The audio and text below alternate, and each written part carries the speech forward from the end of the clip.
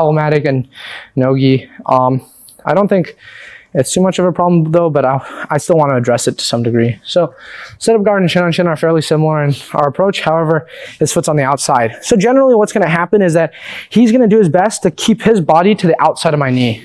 So it's almost like he's reaping me, but using his body. So similar as if you were playing like a coyote or just reaping me in general, he wants to be on the outside of my knee. So like I can reverse engineer that and understand, okay, this is something I want to prevent, right?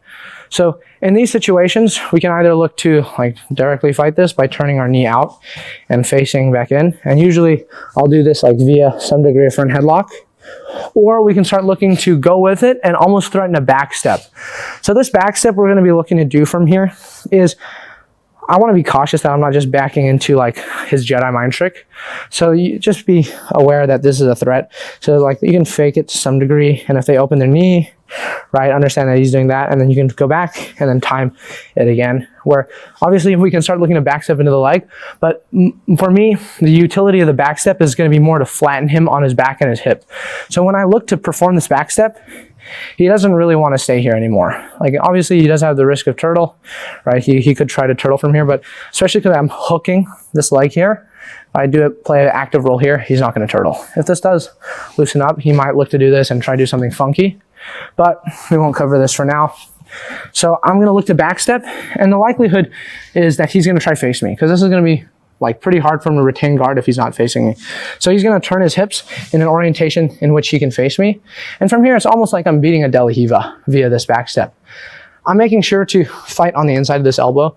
Otherwise, I am susceptible to some forms of back takes. So I like to play and make sure that when I'm in these positions, I'm cutting my elbow in his armpit, and I'm using this to almost pin his shoulder, just so he doesn't have a good ability to turn into me. And from here, we can start, depending on the leg configuration he has here, I can use my hands to start looking to try strip this out, various forms of scoop grips, to start looking to try kick my leg out and disentangle, where I can get to an angle.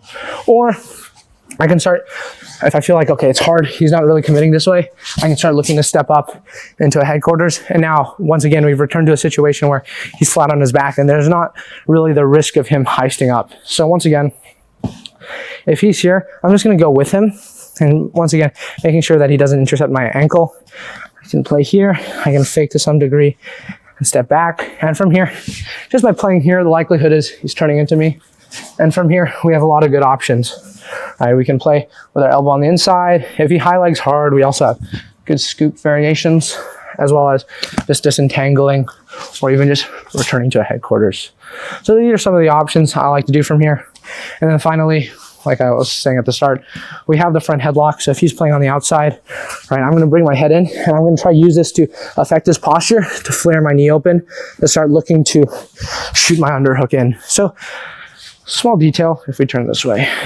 When he's looking to play on the outside of my knee, I'm really trying to turn his head in. So I'm almost like trying to impart a degree of crossface to make it harder for him to keep this strong, like, over wrap on my knee. So it's easier for me to flare my knee out. And from here, it's going to be easy for me to pummel this. Well, no, not necessarily easy, but easier to pummel this hand in to an underhook. Now we have a good opportunity to start looking to dive for knee cuts and play from here. So I don't think I necessarily have the most sophisticated approach. I think there's a lot more nuance to dealing with a seated guard, like this type of sit-up guard, especially in the gi, but generally these are more broad solutions I like to use from here, especially when there's the risk of him heisting up. Okay, so now we're going to talk about engaging with movement / our lower body. So previously we discussed some degree of hand fight and a lot of what we're going to be doing with the upper body, and then following up with movement. But now let's talk about like if we use movement a little more from the get-go. So something I really like to do, what I call multi-step. So in this situation, it can occur in a few different ways. So oftentimes, like one of the more typical ways you'll look to approach a seated opponent is by stepping my legs to the inside of their legs. And from here I can go like cross knee cut or straight hamstring, right? So something that happens off of this a lot of times, especially with people who want to enter the legs, is that they're going to be looking to pummel their feet to the inside. And so when this does happen, instead of trying to address this like we were doing before and maybe pummeling this in, so if we see it, let's move this angle a little bit, right? Instead of trying to pummel this in, instead I'm just going to bring my opposite leg in towards the other side. And so now I've managed to close distance even though he has one of my legs controlled. So I might try to step in here initially, but they pummel in the shin on shin. Now I go in the opposite side. And so from here, you do kind of have to be fairly comfortable passing with both legs in both directions. But I think this is a very useful tool because from here, this is fairly risky for him. Like if he looks to just grab this leg, the likelihood is I'm going to be able to start looking to go into either headquarters or cross knee cut attacks fairly quickly, depending on how comfortable you are being explosive from here. Right? Because when you step from here, this is a very bad position for him. Like he's very at risk to getting past. Something that's very possible and very likely to happen is that he's just going to concede to his back, right? And from here, he's going to kind of willingly fall to his back in hopes to regain a better position. So from here, he could possibly get a De La Hiva, et cetera, et cetera. But now this does create a situation now where we've gotten what we wanted. They're on their back. It's going to be hard for them to heist up, and we can start looking to play from there. So there are a couple of ways we can play with this multi-step, one of them being from the shin on shin.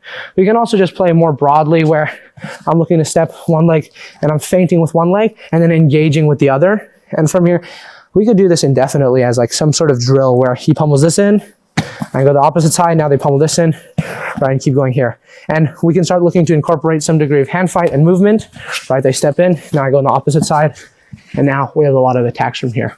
It's really good. It's a really good tool to mix up the looks you give your partner and start looking to, especially if they have a good idea of what you're going for and they can kind of read what you're doing, mixing which leg you lead with will really throw a lot of people off, because now instead of just threatening passes to one side, you have different passes to both sides. And once you add in movement and stepping to the outside, it can become very overwhelming. Okay, so now we're going to be talking about the cross step and the back step. So I like to use these two together, and we'll talk about when we use one versus the other. So generally when we're passing, we're playing with a staggered stance, and so that's going to leave us with a lead leg and a trail leg. So a lot of times this cross step is going to be done with the lead leg, and no matter how we play the stance, it's going to be done with the lead leg. We can't really